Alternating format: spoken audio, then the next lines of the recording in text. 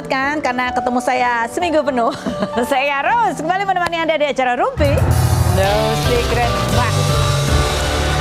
Baiklah, seperti biasanya hari ini kita menghadirkan beberapa bintang tamu dengan berbagai cerita, baik itu cerita update-nya seperti apa maupun juga cerita-cerita seru lainnya. Tapi kita ke pojokan dulu yuk untuk membahas berita-berita yang hot menjadi perhatian publik, baik yang datang dari dunia nyata maupun dari dunia maya. Oke, ini adalah kelanjutan dari mulai terkuaknya kabar bahwa apa yang dialami oleh Putri Pinkan Mambo gitu ya, sebuah kejahatan yang dilakukan oleh suaminya Pinkan begitu ya. Ini kan kemarin juga sempat ramai karena banyak netizen yang menyesalkan kok seolah-olah Pinkan itu tidak membela anaknya gitu ya. Nah, kemarin Pinkan belum ada klarifikasi secara langsung, tapi kemarin lewat live streamingnya gitu ya, Pinkan itu sambil apa sih? Secara khusus ya dia menjawab ya. Secara khusus dia menjawab mengenai tudingan. Benarkah bahwa dia tidak percaya, dia tidak memberi dukungan gitu, dan apa alasannya ya. Kita lihat dulu statementnya Pinkan Mambo berikut ini. Ya, kita lihat komentar netizen ya. Ini karena beberapa wawancara dari versi putrinya Pinkan Mambo kan sudah beredar di beberapa podcast, termasuk podcast saya gitu ya. Nah, ini yang kemudian menjadi beberapa pertanyaan dari netizen gitu ya. Kak, mungkin dong saya ngurusin hal begitu. Ini mengutip dari pernyataan Pinkan tadi. Halo Ibu, itu anakmu lagi lapor ke dirimu atas ketakutannya karena dilecehkan ayah tirinya. Bukan takut digigit cicak.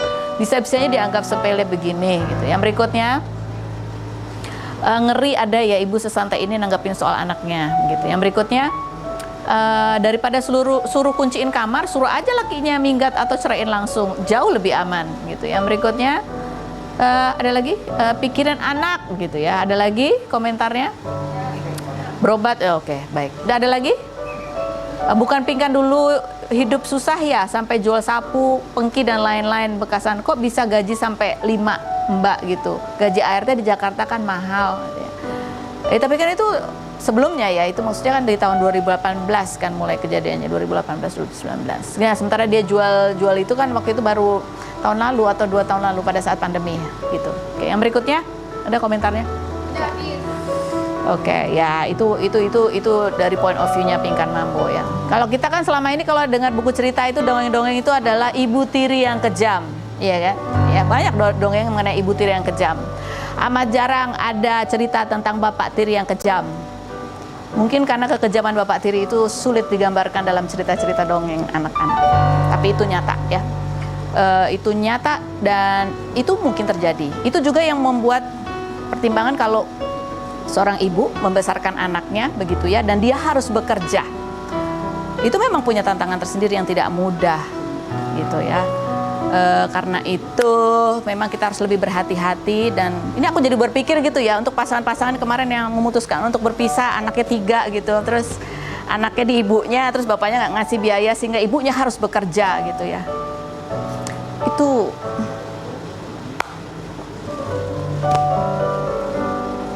kata-kata kayaknya ya, semua orang tua itu bapak ibu mau bercerai mau enggak, dua-duanya harus bertanggung jawab, semuanya harus berusaha untuk anak-anak, karena anak-anak lahir di dunia kan nggak minta ya, bapak ibunya yang tanggung jawab. Mudah-mudahan anak-anak kita semua selalu dalam lindungan Allah Subhanahu wa taala. Amin.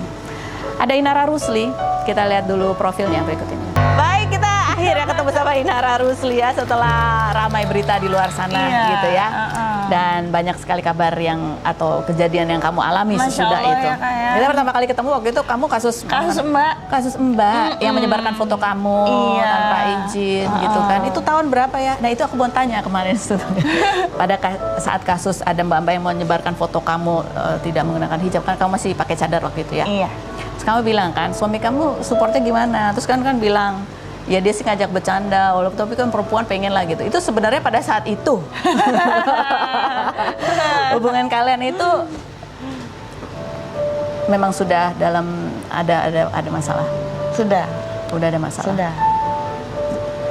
Tapi kan Feni nggak tahu kan? Nggak tahu, ya. Kamu tidak bercerita, itu udah lama sekali padahal. Iya. 2019. 2020 ya kejadian itu ya, udah 2020. 2021. Lupa. Pokoknya nggak 2021 kayaknya. Masa sih? Iya ya. Nggak, tapi pada saat itu sebenarnya sesungguh-sungguhnya ketika kamu mengalami itu gitu ya. Ya 2021 itu loh berarti. 2021. Suami kamu sebenarnya gimana aslinya? Apakah ya buat kamu itu kan berat karena pada saat kamu masih pakai cadar. Iya. Berat lah, maksudnya ujian mentalnya tuh kan psikisnya tuh kan cuma dari orang luar doang, bukan dari si ART itu doang sebenarnya. Pada saat itu. Iya, tapi kan dari internal juga bermasalah kan, jadi kayak too much burden aja. Too much burden. Dan tidak ada support pada saat itu dari pasangan kamu. Ya mau support gimana, dia juga gitu. Lagi ada masalah itu. Mau cerita ke siapa juga, baru-baru banget kan. Jadi pada saat itu pun kamu nggak cerita sama siapa-siapa. Belum ada yang menghadapi tahu. itu semua sendiri aja. Belum ada yang tahu. Belum ada yang tahu. Gitu ya. Jadi ketika kamu akhirnya membuka itu di tahun ini, itu berarti sudah puncak. Iya, udah inilah, sudah ini banget mentok. Jadi pada saat ketika kasus Mbak menyebarkan foto kamu tanpa menggunakan hijab, gitu ya, apa yang kamu rasakan sebetulnya sejujurnya beratnya di kamu ketika menghadapi hal di luar dan hal di dalam? Kamu merasa tidak terlindungi? Iya, merasa kayak sendirian. Bener-bener literally sendirian karena yang menusuk kita itu bukan cuman orang luar gitu. Secara bersamaan orang yang kita percaya, orang dalam yang kita percaya, yang kita andalkan selama ini ternyata juga sama aja gitu. Kamu merasa sendirian? Iya. Merasa apa lagi? Ya gimana sih Kak? Maksudnya kita merasa yang tadinya gue gak kenapa-napa selama ada support system, ternyata itu nggak benar-benar support system kita. Kayak gimana sih perasaannya? Nggak berdaya. Iya. Dikecewakan. Iya. Dan sekarang kamu memasuki babak baru dalam kehidupan kamu. Iya. Perjuangan untuk hak asuh anak. Nggak udah. Nggak udah. Semangat. Apa sekarang yang berat buat kamu? Kamu harus cari, kamu kerja juga dan itu kan menyita waktu ya. Anak kamu 3 masih kecil-kecil juga gitu. Sementara kamu masih harus menghadapi pengadilan demi pengadilan. Ini kan juga bukan hal yang nggak menguras energi. Iya, nguras energi banget sih. Cuman ya itulah. Jadi ini lagi. Melted lagi. Itulah suka dukanya kita kerja di dunia entertain, ya harus pinter-pinter ngolah emosi. Ketika orang lain bilang kayak nggak kenapa-napa ya, kayak cepet banget move on-nya, kayak oh kuat banget ya, tough banget ya ngadepin omongan netizen. Ya, we have no choice kan. You have no choice. Iya, mau putar balik bagaimana? Ya mau harus dihadapin ya harus dihadapin. Dan ya untuk melindungi diri kita dari apa ya, dari komentar toksik ya, dari lingkungan yang toksik, komentar yang toksik gitu, yang mau ikutan kita udah terpuruk nih mau tambah dihancurin lagi gitu ya. Kita mau nggak mau harus memperkuat shield kita, bukan? Apa yang paling berat dari komentar netizen menurut kamu? Aduh, ganggu banget. Ada banyak kan yang dibilang katanya kamu star syndrome. Ada yang bilang juga kamu dapat penghargaan karena membongkar aib. Sejujurnya Istri durhaka. Sejujurnya karena aku nggak ngerasa seperti itu, dan karena kepahitan demi kepahitan itu aku alamin sendiri belakangan kemarin ini. Jadi komentar-komentar seperti itu tuh yang nggak menggambarkan diri aku, dan tajam tapi nggak Masuk. tajam tapi nggak kena. Karena itu kamu tidak merasa. Meleset. Jadi kayak lucu aja. Jadi apa yang mengganggu? Akhirnya jadi hiburan. Jadi apa yang mengganggu? Nggak ada yang mengganggu, cuman kayak kenapa ya kalau lagi dalam keadaan kayak gini support system yang kita andelin tuh nggak ada. Kamu kerja sekarang, sering ada juga keluar kota, tugas, dan itu memang terpaksa harus dijalani gitu ya. Tapi kamu sendiri ketika pulang ke rumah atau harus meninggalkan anak-anak gitu? Awal-awal baper banget Kak. awal-awal. Kayak karena walaupun aku awalnya entertainer kerja gitu, tahu maksudnya risiko pekerjaan ini tuh pasti akan mengorbankan quality time sama anak-anak gitu. Cuman karena aku sempet hiatus kan 7 tahun nggak ngapa-ngapain, bukan nggak ngapa-ngapain juga, aku di rumah tangga aja gitu, fokus anak-anak aja gitu. Begitu balik lagi kerja entertain jadi kayak harus melepaskan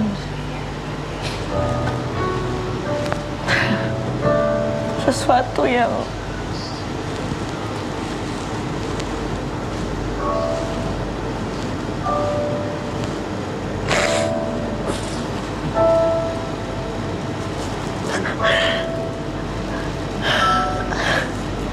aku berusaha kuat untuk nggak mau apa ya, orang ngelihat kesedihan, karena aku nggak mau ada orang bilang ngejual kesedihan atau apapun. Karena menurut aku juga nggak ada solusinya juga, orang mau ngasihanin kita nggak ada solusinya. Aku nggak butuh. Tapi ya gimana? Ini kan soal perasaan ya.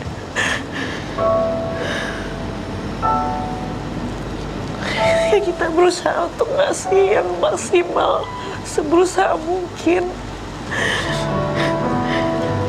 Ternyata disitulah pesan Allah yang mau disampaikan ke kita bahwa nggak peduli seberapa kuat kita berusaha, seberapa tulus kita berusaha, kalau Allah bilang udah waktunya kita berhenti, ya berhenti. Bukan berarti usaha kita nggak ada artinya. Bukan berarti kita nyerah. Tapi lebih ke menghargai diri kita sendiri aja sih. Menghargai waktu kita yang berharga. Itu sih. Ini berapa lama sebenarnya kamu sudah menahan ini semua? Memang dibandingin sama lamanya perjalanan rumah tangga kita, nggak ada apa-apanya. Tapi Lebih lama perjalanan rumah tangga kita. Cuman ini bukan soal perbandingan berapa lama itu. Jadi kayak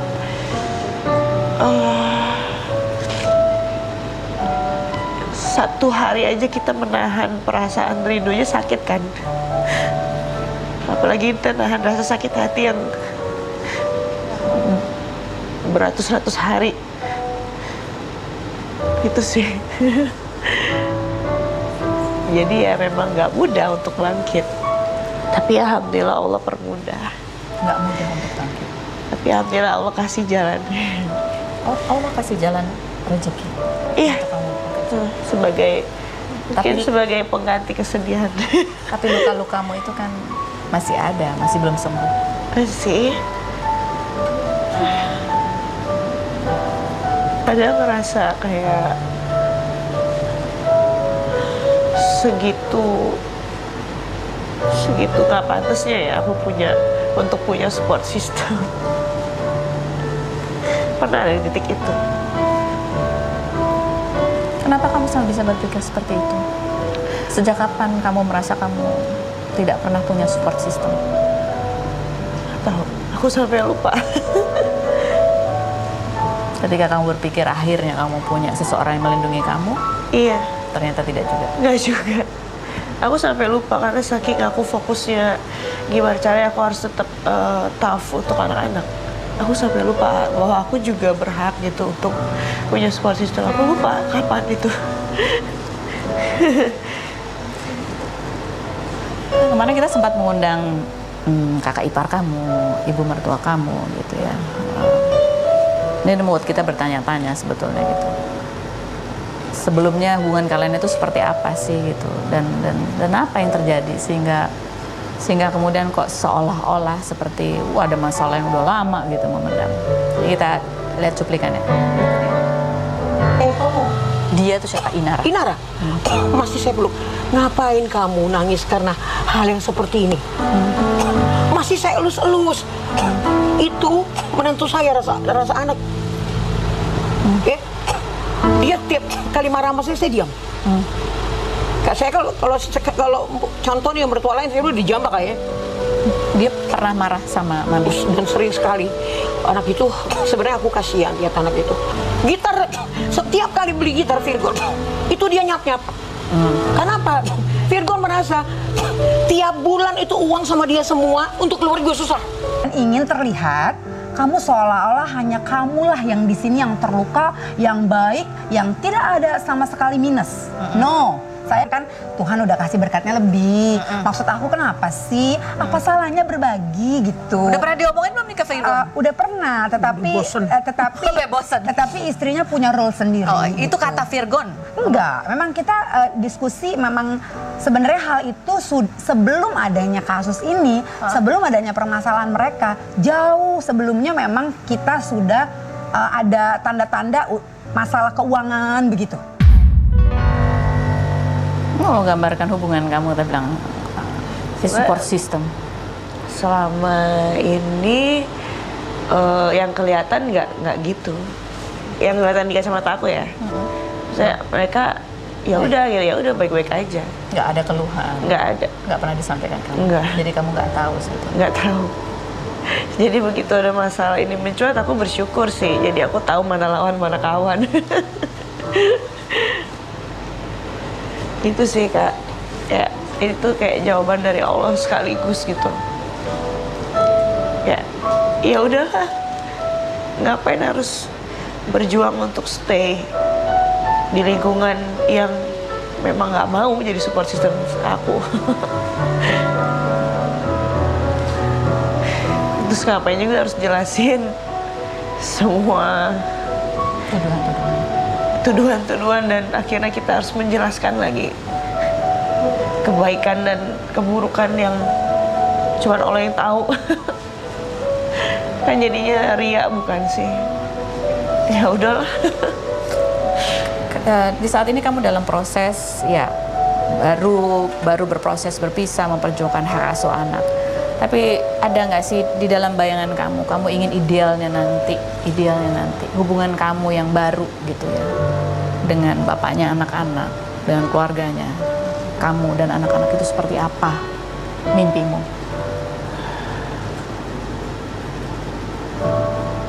Aku nggak tahu Kak. Aku nggak tahu karena kalau dibilang sakit hati terus terang sakit hati. Kayak aku tuh kayak selama ini punya hubungan sama mereka, hubungan baik yang aku jalin, yang aku perjuangin, kok kayak gak ada artinya gitu. Jadi capek aja, capek menjelaskan, capek berjuang, jadi udah gitu. Akhirnya jadi kayak ya udah, mau baik syukur enggak ya udah. Yang penting aku tetap melangkah ke depan gitu aja. Tapi kan ya sama bapaknya anak-anak pembagian waktunya gimana sekarang? Aku fleksibel sama dia. Yang penting dia ngomong kalau mau main ke rumah, mau ngajak anak pergi tuh ngomong. Satu yang aku larang itu adalah ketika ngajak anak keluar nginep, itu aja. Jadi pergi ke mall boleh? Boleh, kalau pulang hari boleh. Karena ini berkaitan sama parenting sih. Hah? Berkaitan sama parenting ya. Supaya tidak ada perbedaan ya, tetap dengan sesuai dengan aturan-aturan yang di rumah gitu ya. Jadi tali kasih lagi ya. Kita akan kembali lagi. Happy. Tetap di Rumpi.